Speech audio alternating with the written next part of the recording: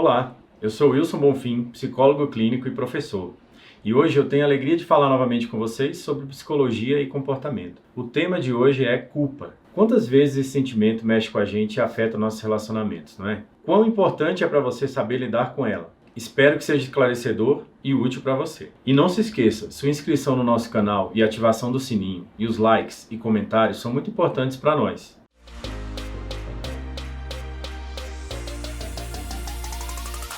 É comum que em nossa criação ou educação, sempre que se faz algo errado, logo em seguida, alguém nos dita regras e geralmente regras relacionadas a fins direcionados a punições, sejam essas punições auto-administradas ou aplicadas por outros. Aprendemos então que ao cometer erros voluntários ou involuntários, devemos demonstrar publicamente que nos sentimos mal com o que fizemos. Um processo social fortemente estabelecido e que se desdobra além do ambiente familiar. As leis funcionam dessa forma. Pressupondo que somos responsáveis por nossas ações, a lei apresenta mecanismos corretivos de punição para cada infração do nosso contrato social. Uma criança bem novinha, que ingressa em sua vida escolar, por exemplo, um dia decide simplesmente pegar a borracha do coleguinha, colocar na sua própria mochila e levar para casa, por ter gostado da cor, da textura ou do cheiro. Ao perceber que seu filho subtraiu o objeto do colega, seu pai leva à escola e no dia seguinte obriga a pedir desculpas publicamente para o outro aluno,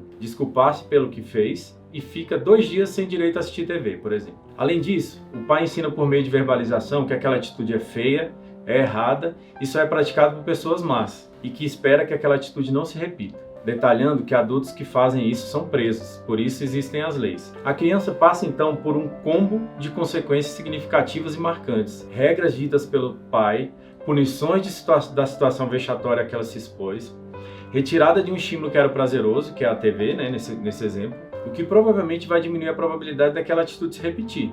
E também aquela atitude vai passar a ser carregada de sensações relacionadas à ansiedade e angústia, por perceber que possíveis consequências ruins para o seu comportamento vão ocorrer novamente. Essa dinâmica se repete para outras atitudes semelhantes, como comportamentos agressivos, desonestos, egoístas e desrespeitosos. E o ciclo da culpa geralmente se enraiza profundamente e se repete de forma automática em vários relacionamentos e contextos. Qual perfil de pessoa tem uma tendência maior a se culpar? Pessoas que não têm uma autoestima bem estabelecida, que não percebem bem suas competências ou não conseguem identificar suas qualidades, têm maior facilidade de apresentar culpa. Por não discernir bem quando elas erram, elas têm uma tendência maior a acreditar que por desagradar o outro estão incorrendo em erros. Não confunda o fato de você não atender a expectativa de alguém com o fato de errar. Muitas vezes é até mais saudável você não estar atendendo expectativas de alguém que quer apenas se aproveitar de você, por exemplo. Qual o perfil das pessoas que se culpa menos, ou que às vezes tem uma inexistência desse sentimento de culpa? Existe um padrão comportamental que em uma linguagem diagnóstica é chamado de transtorno de personalidade antissocial, também conhecido como sociopatia. Pessoas com esse padrão são conhecidas por ignorar normas sociais, assim como os sentimentos e direitos alheios. Esses indivíduos se engajam em comportamentos que prejudicam, lesam ou causam sofrimento e prejuízos a outros, sem sequer apresentar sentimento de culpa pelo que fazem. São impulsivos, agressivos, enganadores, interesseiros e manipuladores, e usam seus relacionamentos e as pessoas para obter o que precisa, sem se ocupar de que seja mútuo esse prazer ou benefício. Eles têm prazer em enganar e prejudicar alguém, sem nenhum auto-julgamento ou censura pelo que faz. Nesses, o sentimento de culpa é nulo ou inexistente. Mas para que serve a culpa? Ou qual é o problema da culpa também? Para muitas pessoas, a culpa serve como pretexto, mas usualmente quem a utiliza dessa forma atribui a outra pessoa. Eu li uma certa vez que um dos presidentes dos Estados Unidos, o Harry Truman, tinha em sua mesa uma plaqueta com o seguinte dizer: as transferências de culpa terminam aqui. Para toda vez que alguém fosse procurar ele para resolver algum problema, assumisse antes a autorresponsabilidade e não utilizasse desculpas para isso. Relacionamentos abusivos também são permeados por culpa.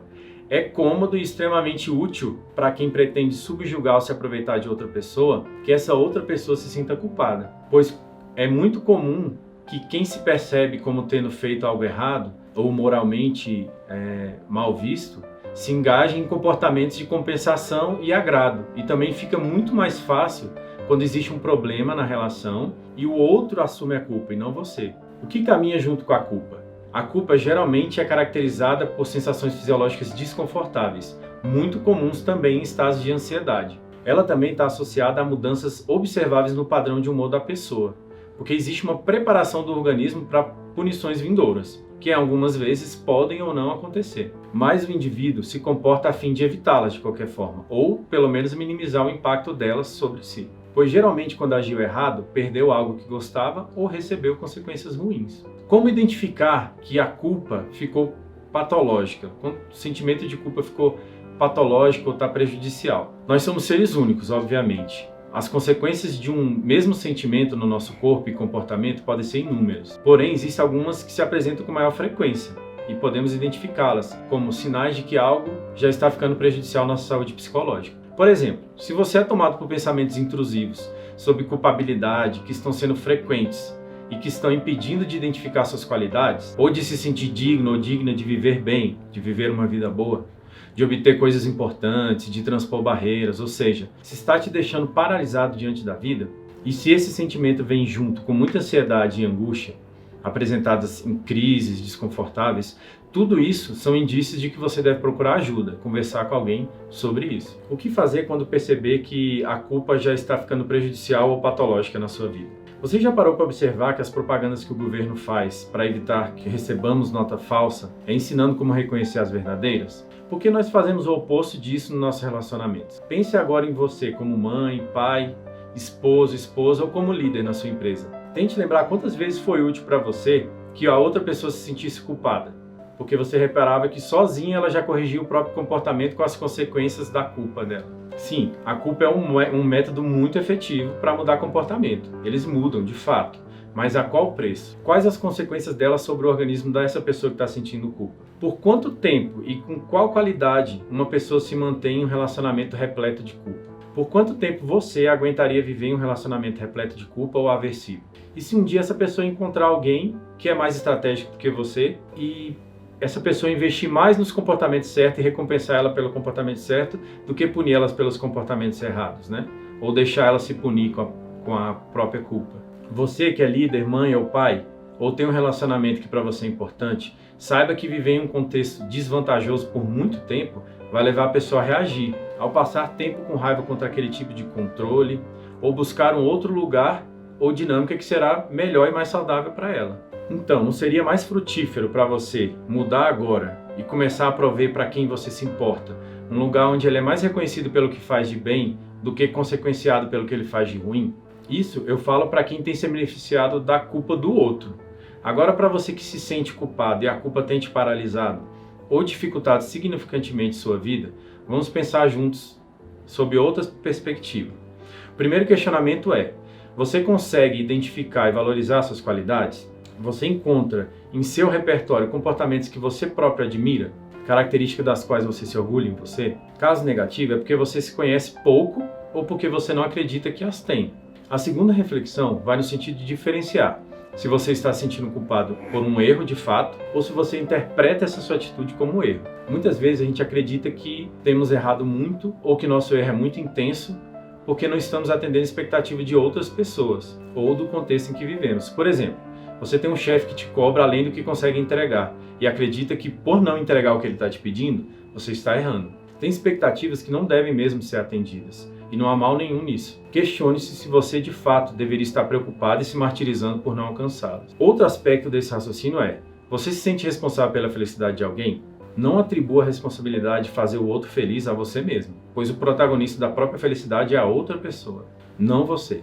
Pode até ser que o seu erro foi impactante na vida de outra pessoa. Geralmente, se você sente culpa, você realmente fez algo que não foi tão legal. Talvez foi agressivo, desonesto, egocêntrico, injusto. Mas tem resolvido se autopunir? Não seria melhor você se engajar em modificar o comportamento e reparar os danos causados, ao invés de demonstrar aos outros e a si próprio de que está se punindo? Caberia aqui a opção em comprometer-se com arrependimento, ao invés de comprometer-se com a culpa. Gaste seu tempo e os seus recursos também para mudar, ao invés de viver se punindo. Culpa é uma oportunidade de mudança, não um lugar para se viver. Analise a situação que te levou até ela, analise seus recursos e mude. Faça acontecer. Não deixe que ela te paralise. Espero que essa fala agora ajude você a se desenvolver ou melhorar os seus relacionamentos. Caso tenha gostado, faz muita diferença para a gente uma pequena atitude sua. inscreva-se, compartilhe e comente aqui embaixo o que achou, ou até cite alguns outros temas que seriam interessantes de serem analisados. Um grande abraço a todos e até o próximo vídeo.